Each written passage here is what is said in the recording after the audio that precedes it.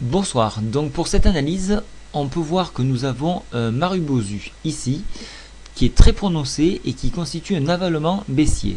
Donc hier, nous avons eu un porteur d'eau qui pouvait marquer une remontée du CAC, ce qui a été validé, puisque nous sommes rentrés au contact de la MM7, avec un franchissement de la médiane par le haut.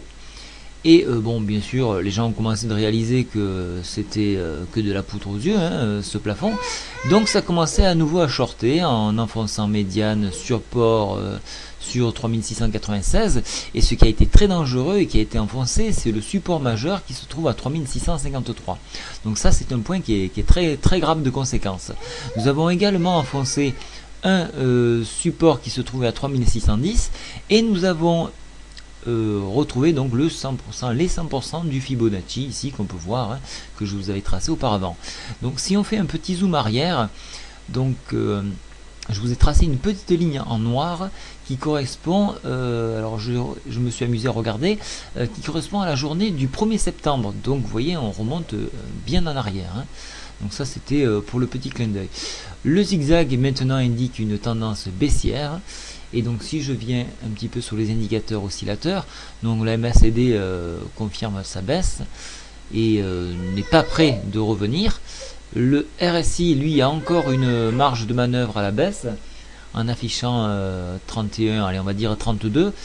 Le Williamer est en survente, le stochastique est en survente également, mais ne donne pas de signe de retournement.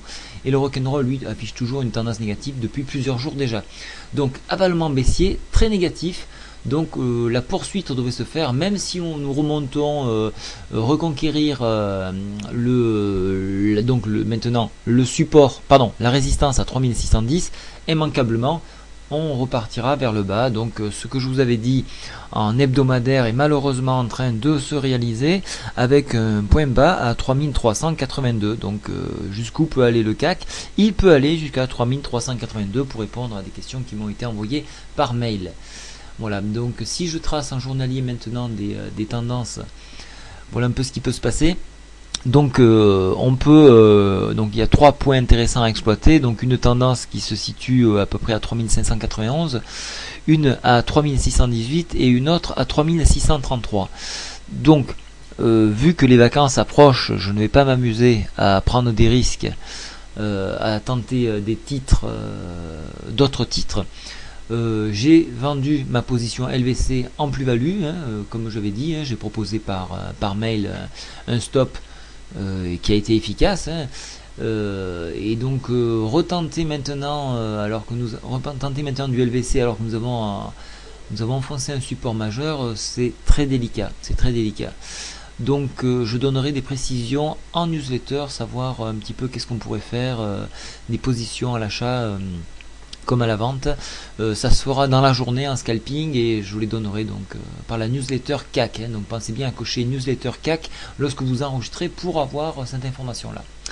Mais écoutez, la tendance est franchement négative, je reste dans le fond sur une tendance négative pour ceux qui veulent savoir. Après pour le scalping, ça se fera donc par newsletter. Voilà, je vous souhaite une très bonne soirée, au revoir.